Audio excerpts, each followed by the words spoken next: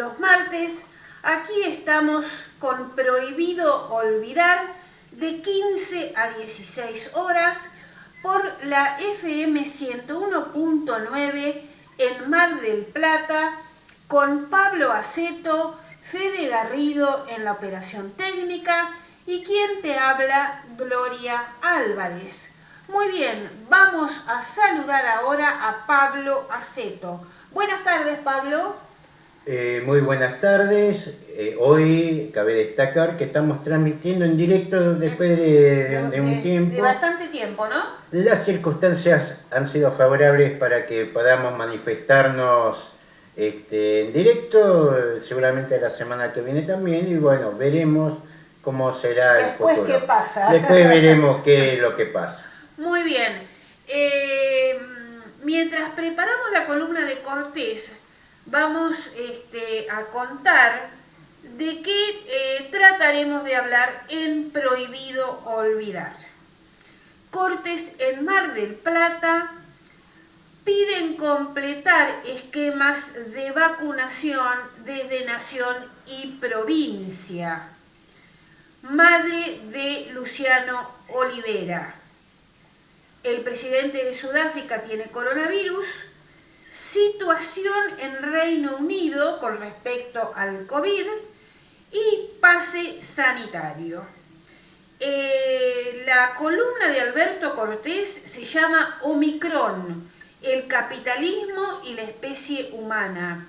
Y la columna de Pablo Aceto, el día del petróleo argentino. Muy bien. Pablo, ¿tenemos lista la columna de Cortés? Por supuesto. Muy bien.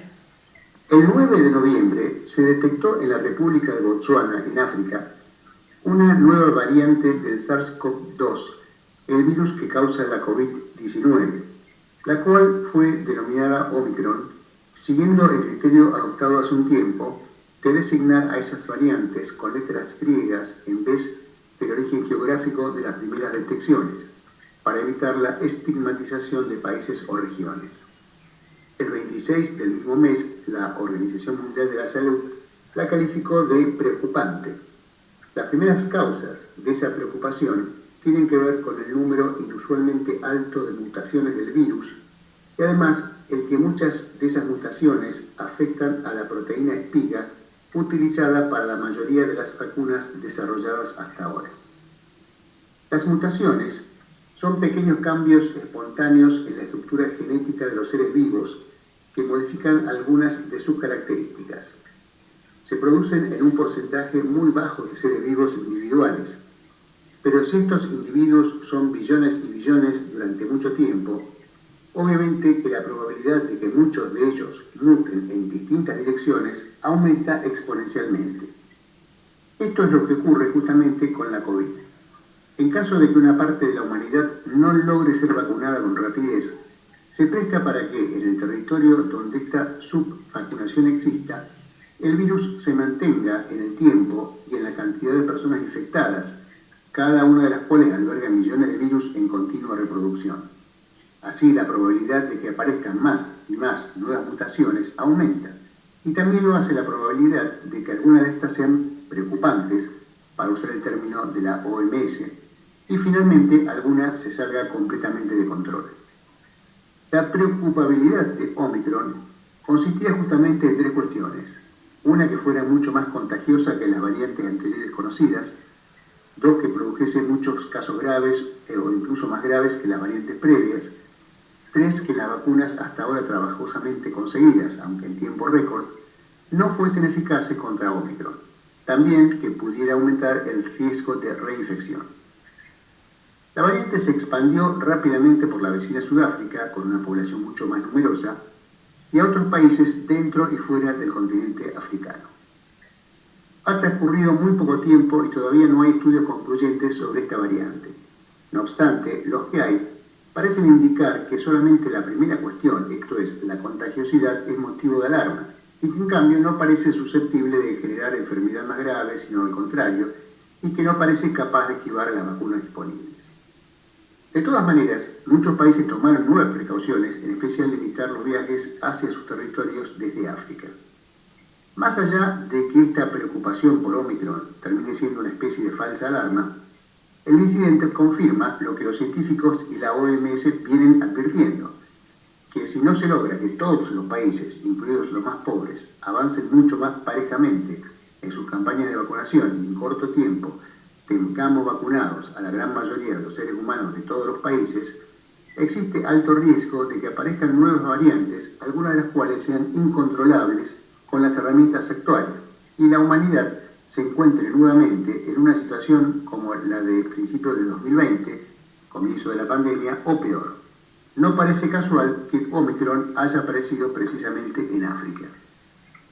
Hace más de un año, India y Sudáfrica, logrando el apoyo de no menos de 110 estados nacionales, además de muchos otros respaldos, propusieron la suspensión temporal de los derechos de patente de las vacunas. Hasta Joe Biden apoyó la idea. Esta medida, aunque no es una panacea, porque se requerirían además instrumentar muchas otras para universalizar el acceso real a las vacunas, habría permitido acelerar ese proceso. Los países europeos y las corporaciones farmacéuticas se opusieron y la medida, u otra equivalente, como falsamente tiraron los opositores como contrapropuesta, sigue sin aplicarse. El mecanismo COVAX y otros para acelerar el acceso a las herramientas anti-COVID son insuficientes y se cumplen menos que a medias.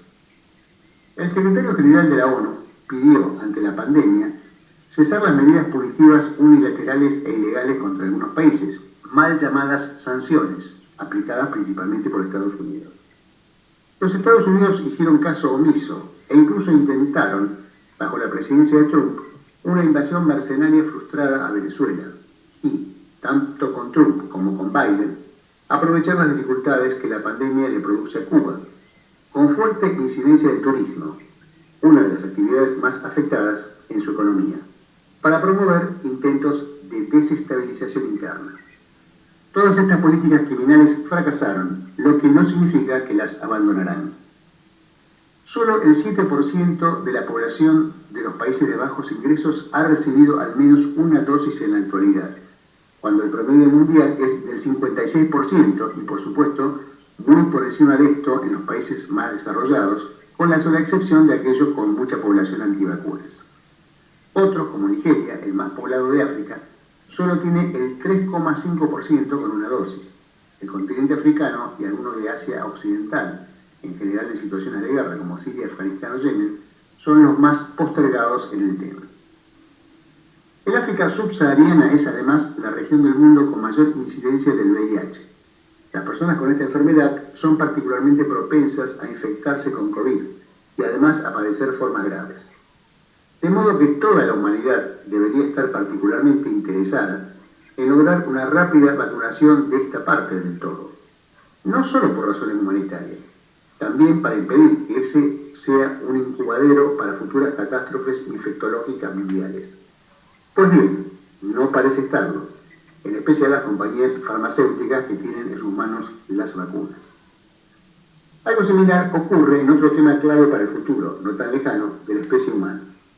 La reciente cumbre COP26 en Glasgow marcó algunos avances reclamativos en cuanto a mayores medidas para detener el calentamiento global. La mayoría de los expertos creen que esos avances son insuficientes. Encima, dudan de que se vayan a llevar totalmente a la práctica. Además, los debates se centraron en medidas paliativas y nunca en el modelo de consumismo inherente al capitalismo, que es el nudo del problema. China ha hecho una de cal y otra de arena en estos dos temas. Ha anunciado en la reciente cumbre China-África la entrega de 1.000 millones de vacunas, 60% donado a África y con donación de deudas. Pero al mismo tiempo, junto con India, fueron en Glasgow los principales objetores a los compromisos para frenar el uso del carbón, el más contaminante de los combustibles fósiles. Ese combustible ocupa un lugar muy destacado en sus economías. China es el primer productor mundial. El continente africano, el más joven por su población, uno de los más repletos de recursos naturales, ha sido saqueado, principalmente por las potencias europeas occidentales, en un grado aún mayor que América, desde el origen del capitalismo 5 siglos atrás. Esto ha sido determinante en desviar y retrasar su desarrollo autónomo.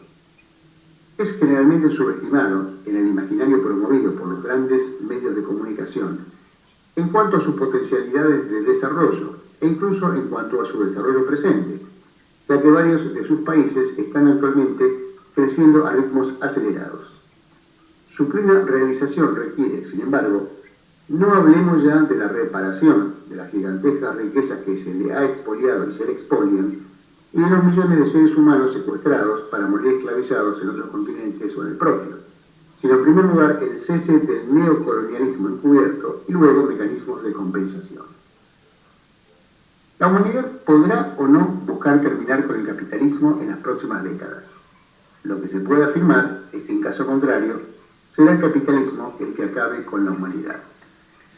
El Frente de Lucha Piquetero y la Coordinadora Obrera iniciaron el segundo día de protesta por aporte alimentario para las fiestas. El acampe frente al municipio se levantó. 2 de las 4 protestas simultáneas que se iniciaron este lunes a la mañana se mantenían en la mañana de este martes en la costa, uno a la altura de la calle Belgrano y otro frente al Casino Central. Solicitan canastas navideñas y alimentos para comedores y merenderos, entre otros reclamos. Especialista pide completar vacunación y uso de barbijo para evitar rebrote de COVID en fin de año. El médico integrante del Comité de Asesores del Gobierno, Luis Cámara, insistió en mantener el uso del barbijo, distanciamiento y vacunación, porque podemos llegar a fin de año con 6.000 casos diarios. Agregó que hay un grupo grande que no está yendo a vacunarse, pero las vacunas están. Y hay un montón de gente que todavía está con una dosis. El profesional Luis Cámara dice: una dosis no alcanza. No son cosas tan difíciles lo que se pide. El virus se quedó. No lo podemos eliminar, sí lo podemos contener. El pase sanitario está bien. Y vamos a agregar a esto que tanto desde Nación como desde provincia solicitan completar los esquemas de vacunación para poder así avanzar con las terceras dosis. Vamos a otro tema. El municipio denunció ante la justicia los cortes de tránsito realizados por manifestantes. Fue por 2 manifestaciones realizadas, una en Luro en la Costa y la otra en Luro e Irigoyen, por organizaciones sociales, y la comuna puso a disposición imágenes del COM, Centro de Operaciones y Monitoreo. Otro tema, madre de Luciano Olivera. Los policías no me hablaban, me pegaban. La madre de Luciano Olivera, el adolescente asesinado por la policía, dijo que los agentes la agredieron físicamente cuando pedía explicaciones por el crimen de su hijo. Hoy comenzarán las pericias pedidas por la fiscal Ana María Caro, que buscarán determinar si funcionaba correctamente el arma del policía imputado. Maximiliano González, la madre de Luciano, contó que los policías trasladaron rápidamente del lugar al policía agresor, autor del disparo, y remarcó que los agentes la agredieron físicamente cuando ella pedía explicaciones. Como consecuencia de estos golpes, tuvo que ser internada el domingo en un centro de salud. También será peritada la vaina servida del proyectil mientras que el plomo que atravesó el cuerpo de Luciano no pudo ser localizado. También se analizaron las cámaras. La Fiscalía también solicitó documentación sobre capacitaciones y antecedentes laborales del imputado. Vamos a decir que la pericia balística hecha al policía agresor en el arma no se encontró ninguna dificultad, digamos, algo que haga opinar o ver que el arma funcionaba mal. Bueno, como decíamos, la Fiscalía también solicitó documentación sobre capacitaciones y antecedentes laborales del imputado, y además lo último es que el abogado del policía agresor, Maximiliano González, renunció a su defensa, quedando otra persona en su lugar que no recuerdo en este momento los nombres. Lo que llama, más allá de este caso, lo que llama la atención en que en Miramar pase tantas cosas. Es una comunidad tan chica, ¿no? Sí. Y siempre hay policías relacionados. Sí, no, sí, es verdad. Digamos, es verdad. para la dimensión de Miramar, la verdad que esto habla por ahí de alguna política de la fuerza, donde no sé con qué criterio los agentes terminan en Miramar. También habría que averiguar eso, ¿no? ¿Por qué esos policías terminan en Miramar? Ajá, es verdad. Porque pasa lo que venimos de estructuras grandes, por ahí la política de aquellos que por ahí no son tan buenos empleados o tienen algún problema, esos traslados compulsivos, tirarlo por algún lado. Y terminan en Miramar, decís vos. O en alguna dependencia de segunda, de tercera. ¿Qué es lo que pasa en Miramar? Bueno, eso es lo que habría que averiguar. A ver, ¿cuál es la política para radicar a los agentes ahí? ¿Son de ahí? Bueno, en este caso es de ahí, es vecino de Miramar. Por lo menos así aparece en la previa. Pero lo que llama la atención, más allá de este caso puntual, sí, de la cantidad de cosas que pasan en Miramar, que no pasan, por ejemplo, en Santa Clara, que está del otro lado de Mar del Plata, que por ahí no se ve en Necochea, que por ahí no se ve en Balcarce, que por ahí no se ve en Tandil. ¿Cosas pasan? Sí, cosas pasan. Pero vuelvo a, digamos, ¿qué es lo que me llama la atención? Que en una ciudad tan chica pase tantas cosas en el tiempo, ¿no? Por ahí hablamos del caso Melman hasta ahora, sí, sí, pero hubo muchos casos bastante complejos, que no se entiende por qué pasa tanto. Hubo un chico también hace un tiempo en Miramar que desapareció, un chico de 15 años creo. Pasan muchas cosas en Miramar. Que nunca más se supo nada absolutamente. La verdad que pasan muchas cosas en Miramar para lo que es Miramar. Seguramente chica, ¿no? Si lo comparamos con Mar del Plata, claro, pasan muchas más cosas acá. Claro. Lo que a uno le llama la atención es por qué pasa tantas cosas en Miramar, donde todos se conocen, todos saben más o menos, hasta se conocen hasta las rutinas particulares, donde hace difícil entender en una comunidad tan chica que pase tantas cosas. El presidente de Sudáfrica tiene coronavirus. Cyril Ramaphosa fue puesto en aislamiento. Sudáfrica es donde se detectó por primera vez la variante Omicron. El presidente está recibiendo tratamiento para los síntomas de COVID-19 después de haber dado positivo. ¿Y qué pasa en Reino Unido? Confirmó la primera muerte por la variante Omicron.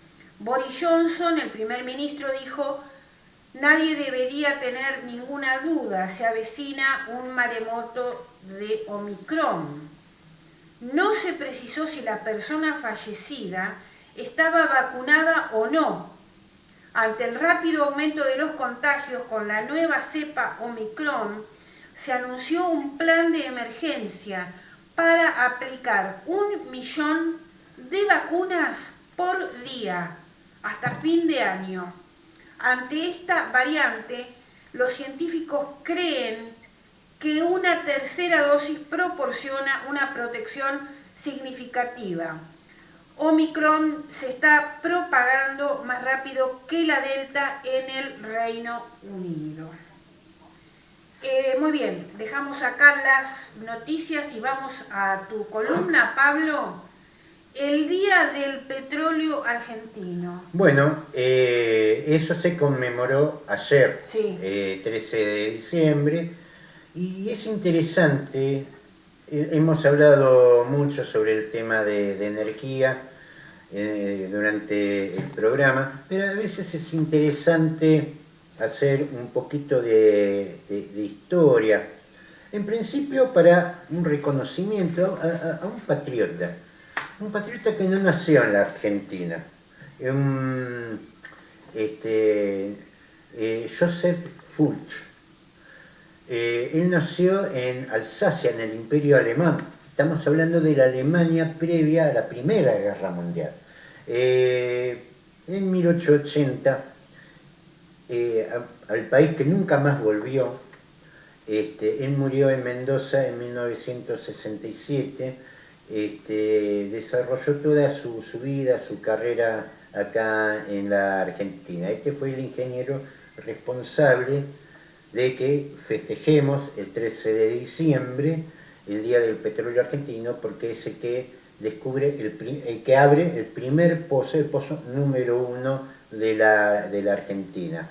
Este hombre formado en la Escuela de Minas y Energía de Estrasburgo, es contactado, después vamos a hablar cómo es contactado, en 1906, él junto con otros técnicos es convocado a trabajar como jefe del equipo de perforación de minas en Argentina, con un sueldo de 350 pesos, no era poca plata, más viáticos.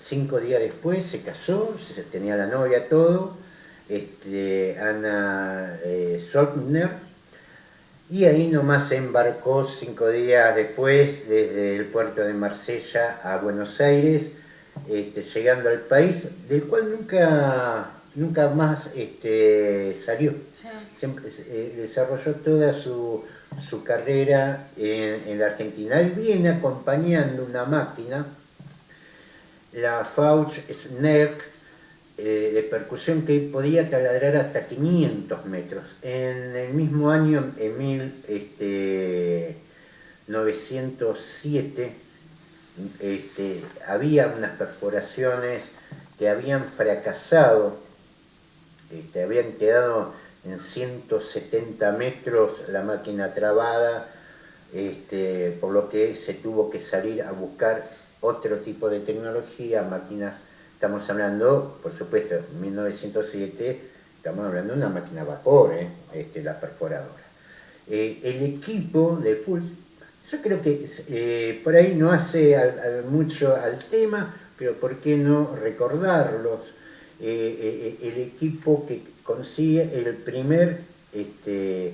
descubre el primer yacimiento petrolífero en la Argentina, José Fulch, Joseph, ya pasó a José, Humberto Bellin, que era el ayudante, Gustavo Kulsen y Juan Martínez, el fogonista, porque era una máquina a vapor, Florentino Sot, Antonio Viegas, Joaquín Domínguez, José Barrabosa y Pedro Gueón, que eran los peones, Pedro Pereza y Francisco Ferrara eran los dos cocineros, y Juan García Marcet era el aguatero.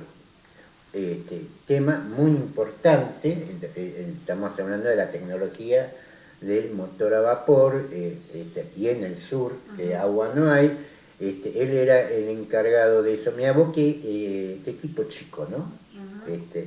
Por ahí acostumbrado a ver cuadrillas donde hay 3 supervisores, 4... Bueno, esta fue la gente que descubrió el primer, el pozo número 1 en Comodoro Rivadavia.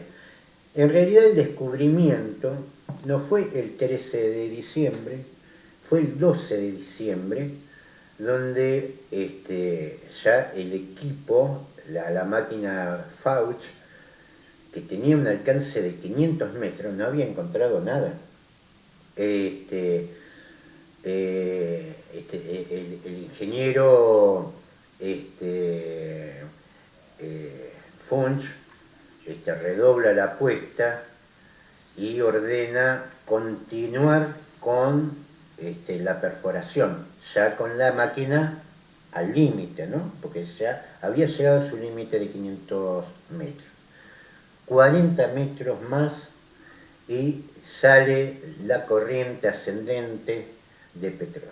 Es decir, fue para ello, hay que fijarse en 1907, la tecnología, este puñado de personas ahí tirada en medio del desierto,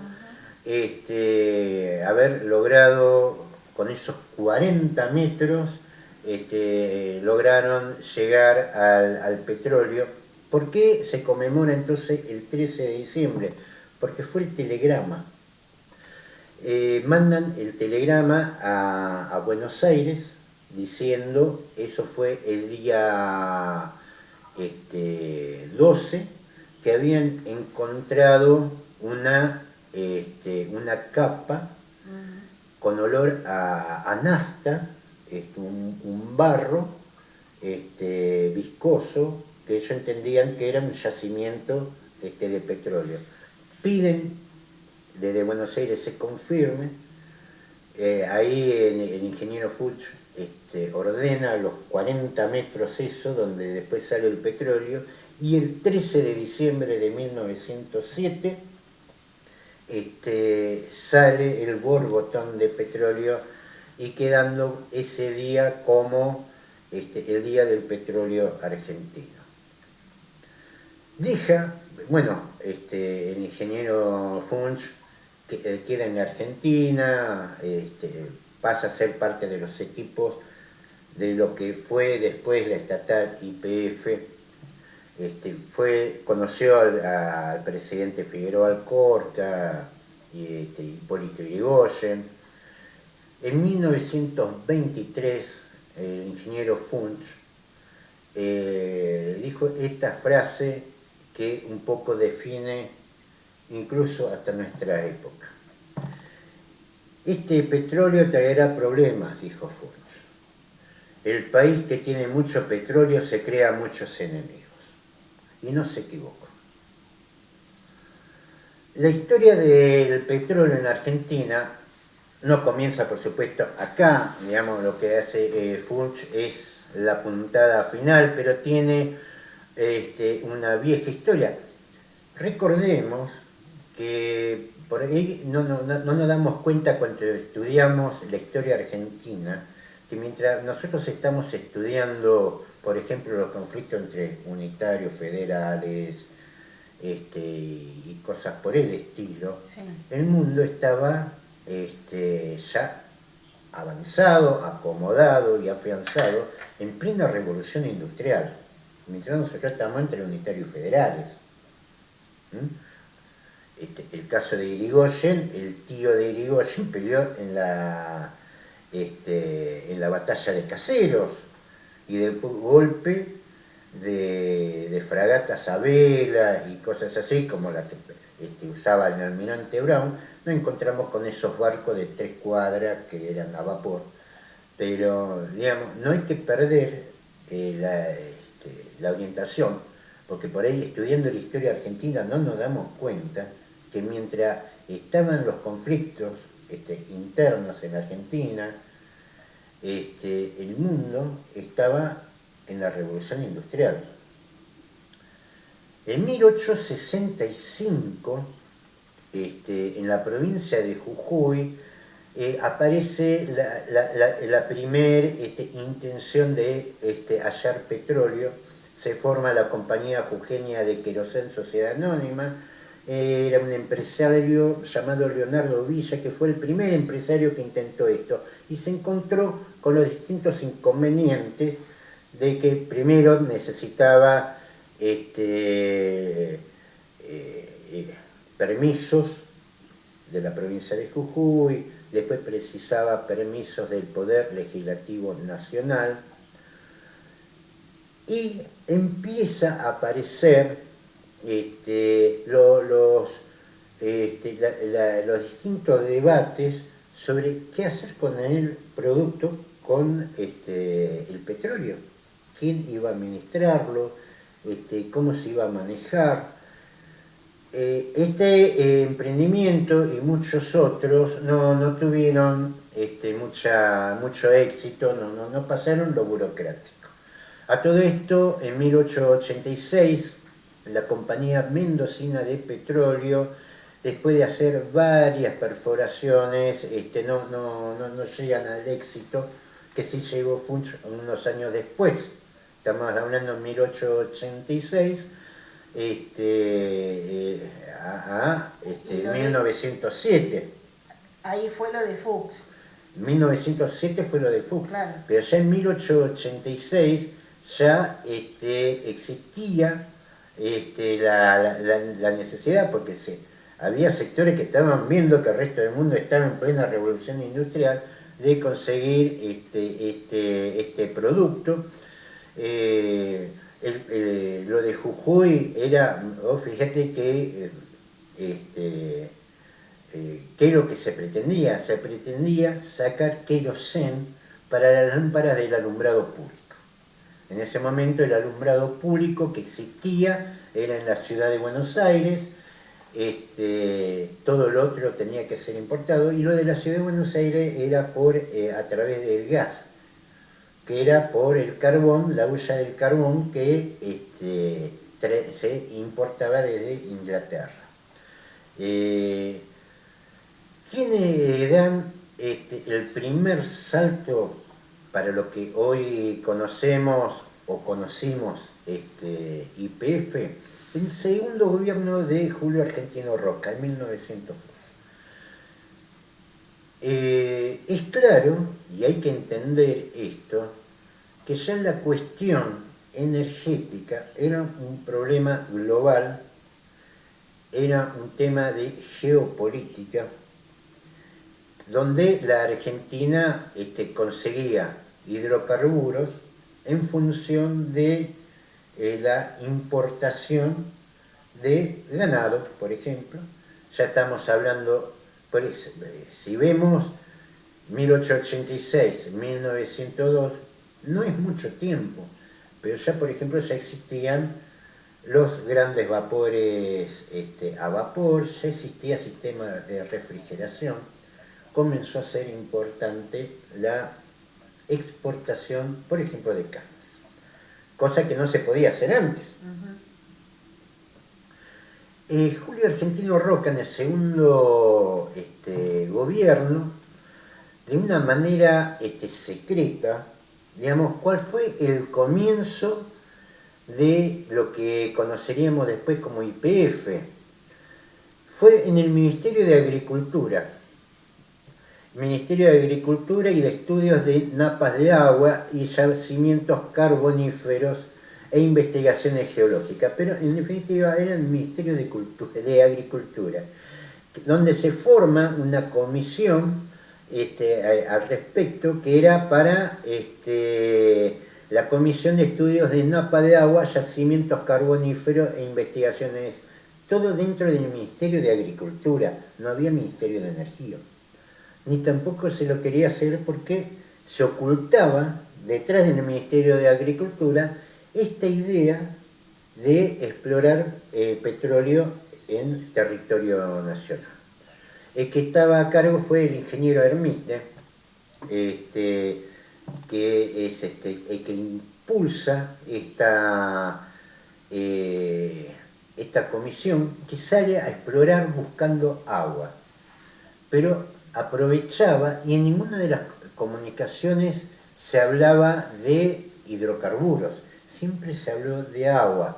Lo que pasa que se notaba en las comunicaciones, por ejemplo, la comisión ha proseguido a activar su trabajo examinando distrito de Chosmalá, Neuquén, para explorar yacimientos carboníferos.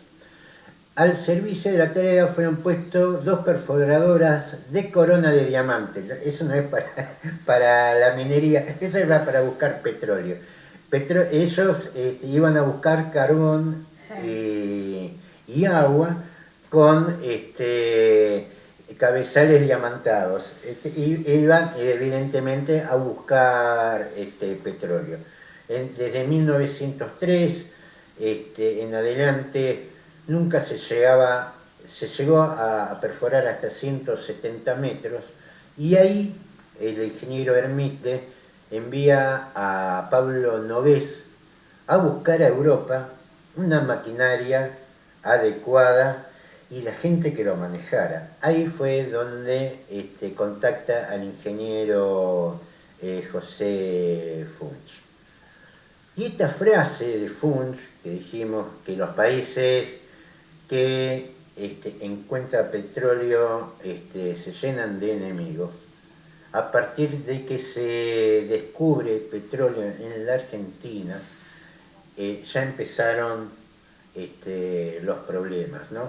Se forma la primera administración estatal, recordamos que YPF, eso lo crea Hipólito Yrigoyen, ya en la primera empresa que se forma, que es provincial, que es la Dirección General de Exploración de Petróleo de Comodoro Rivadavia, que sería la predecesora a YPF, donde se pone como presidente de esa dirección a Luis Huergo. Luis Huergo tenía una profunda enemistad con Standard Oil. ¿Por qué hablo del Standard Oil? Porque el Standard Oil había copado prácticamente, estamos hablando de la estadounidense, había copado Bolivia y tenía ambiciones de llegar al norte argentino buscando controlar los yacimientos. Sí. Huergo, que tenía una profunda enemistad con los Rockefeller, no los quería, era más bien se volcaba hacia los capitales pro-británicos y abre el camino a lo que fue, a lo que se conoce como la Shell. Con la instalación de la Shell en Argentina y la Standard Oil de Bolivia, que tuvo, se generó enormes conflictos. Quizás el más paradigmático, el más influyente, la cúspide del conflicto fue la guerra del Chaco Boreal entre bolivianos y paraguayos. Con la aparición de Huergo en el control del petróleo en Argentina, donde también estaba Hermite, pero evidentemente el que manejaba, Hermite, que fue el que posibilitó el descubrimiento de petróleo en Argentina, quedó en segundo plano y la administración quedó a cargo de Luis Augusto Huergo, que volcó su influencia a favor de los capitales ingleses. Con la aparición de los capitales ingleses, de la Shell concretamente en la Argentina, ya se generó el caldo de cultivo para lo que fue la guerra que paraguayos y bolivianos pelearon en el 32 hasta el 35.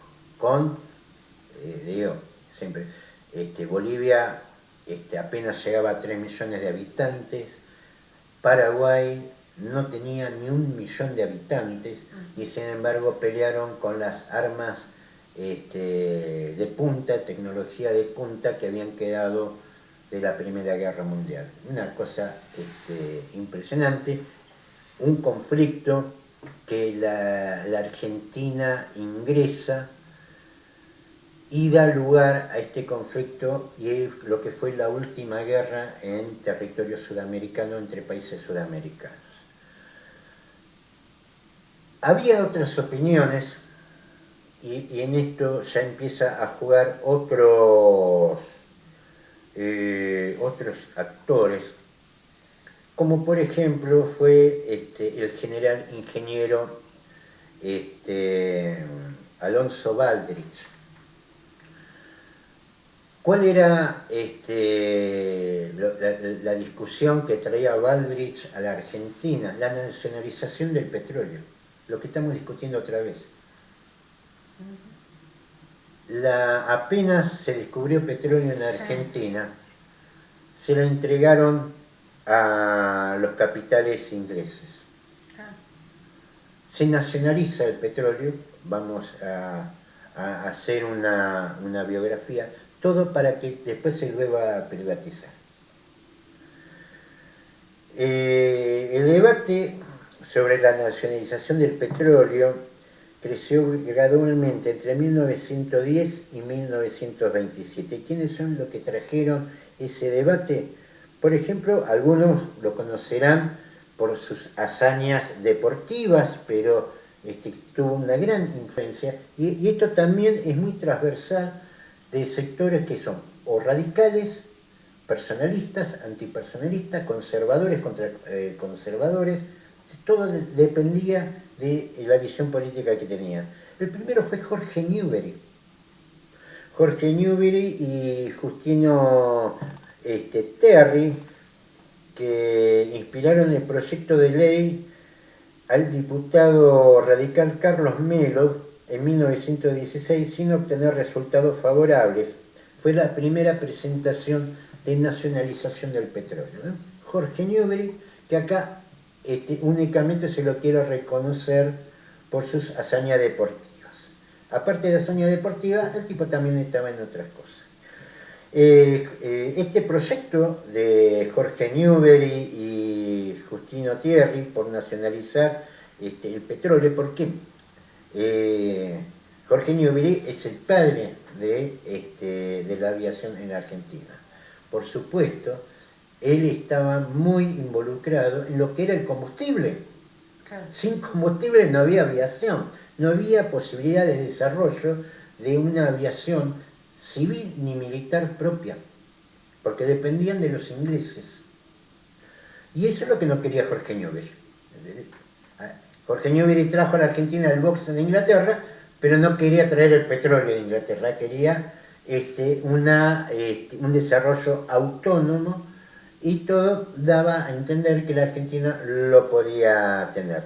Carlos Melo, el diputado radical, presenta ese proyecto de Jorge Newbery y Terry, pero no prospera. Al año siguiente, un diputado conservador del otro lado, Rodolfo Moreno, propone la misma ley, nuevamente rechazada. En 1919 y 1921 presenta nuevamente Hipólito Yrigoyen, envía dos proyectos que terminan bloqueados en la Cámara de Senadores, que tenían mayoría del Partido Conservador. Y así, aún así, la presencia del tema y discusiones públicas fue en aumento por el trabajo, y acá empieza a jugar el socialismo. ¿Quiénes son los que impulsan la nacionalización del petróleo? Y esto los socialistas, yo diría que tienen que tomar nota, porque son las raíces propias del partido. Estamos hablando de Manuel Ugarte y José Ingenieros. Ellos, en 1925, con el apoyo de la Fundación Unión Latinoamericana, junto con Alfredo Palacios, Carlos Sánchez Viamonte, que también fue diputado nacional, y Julio B. González, siguieron impulsando la idea de la nacionalización del petróleo. Por eso, cuando se da la disputa después, estemos saltando a algunas décadas, ¿no?, que se da la disputa por las concesiones petroleras del Standard Oil de que quería dar Perón, entra en el conflicto. Lógicamente, el caso de Alfredo Palacio, que había visto la guerra entre Bolivia y Paraguay, al Standard Oil no la quería ver ni en foto. La política imperialista del Standard Oil ejercía una influencia avasallante en Bolivia y buscaba expandirse a los yacimientos del norte argentino. Por ese motivo, en 1927, el general ingeniero Alonso Baldrich participó en la fundación de la Alianza Continental, una organización liderada por Arturo Orzábal Quintana, con el objetivo de promover una ley de nacionalización de los yacimientos petrolíferos.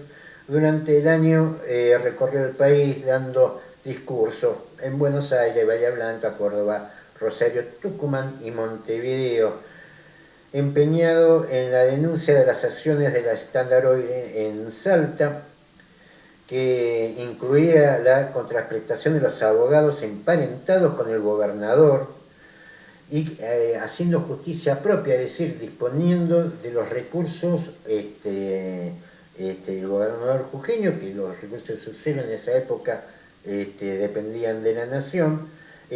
Baldrich publicó artículos en los diarios La Nación y El Intransigente, logrando despertar el interés masivo en el tema que preocupaba hasta ese entonces. Los únicos, vos fijate qué contradictoria que la historia argentina. Los que salen impulsando a Baldrich son los radicales antipersonalistas, los que estaban en contra de Irigoyen, que Irigoyen había fundado YPF. Hay también toda una historia posterior que después vamos a seguir, por qué razón los antipersonalistas apoyan a Baldrich y cuál es el resultado de ese apoyo. Bueno, el general Agustín Justo no lo apercibió, pero sí lo pasó a retiro en 1928. La ley de nacionalización del petróleo había recibido sanción en la Cámara de Diputados en 1927 para ser nuevamente rechazado por el Senado. Luego del retiro forzado, Baldrich se dedicó al periodismo como director del periódico La Argentina, en la que siguió denunciando a varios senadores del conservadorismo del interior, mostrando los beneficios que obtendrían con la venta de las tierras a las multinacionales del petróleo. El hecho de que los antipersonalistas apoyaran a Baldrich, recordemos que con la presidencia de Marcelo Torcuato de Alvear, que fue el que nombra a Baldrich como director de YPF en Comodoro Rivadavia, y del general Moscone como presidente de YPF, como director general de YPF. Durante el gobierno de Marcelo Torcuato de Alvear, se triplica la producción de petróleo en la Argentina y YPF cuadriplica su capital. Fue la época de esplendor, sí, de la empresa estatal, más allá de que algunos... O sea, que el petróleo estaba nacionalizado.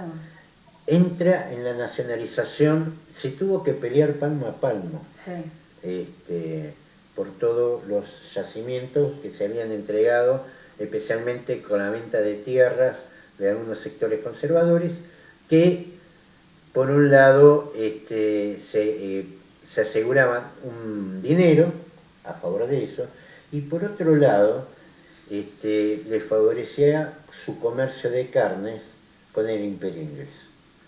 Y el Imperio Inglés compraba carne, pero se aseguraba el manejo del crudo, del combustible, y con eso el dominio no solamente económico, sino también militar de la Argentina, porque era imposible pensar ya en principios del siglo XX una fuerza militar de ningún tipo sin manejo de combustible.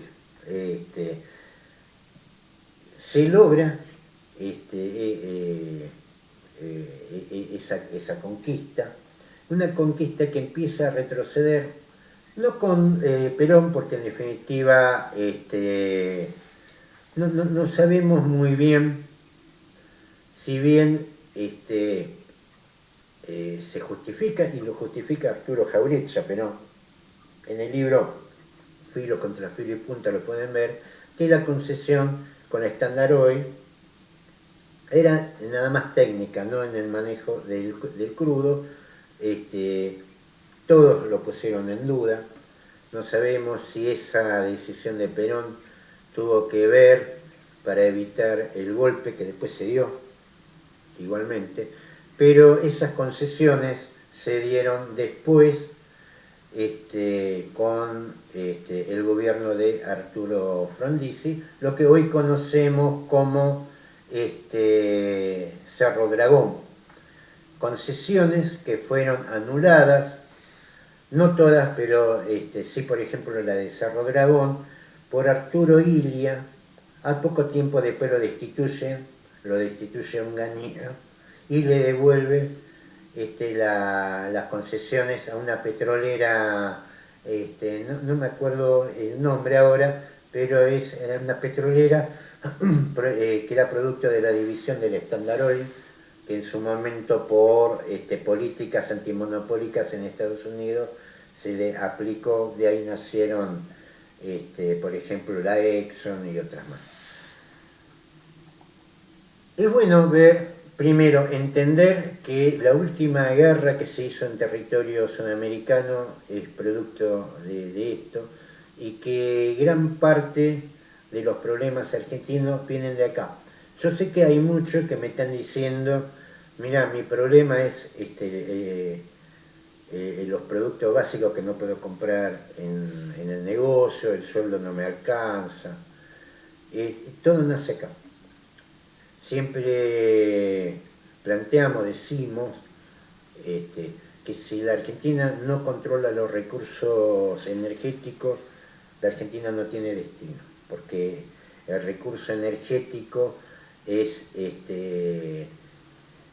el principio, es la base de todo sistema productivo. Si vos no tenés control sobre eso, no tenés control sobre nada. De hecho, gran parte del capital que la Argentina pierde es en subsidios para garantizar la rentabilidad de empresas privadas. El 25% del impuesto a la riqueza se la llevaron ellos. Obras públicas que hacemos para garantizar la rentabilidad de empresas privadas y extranjeras.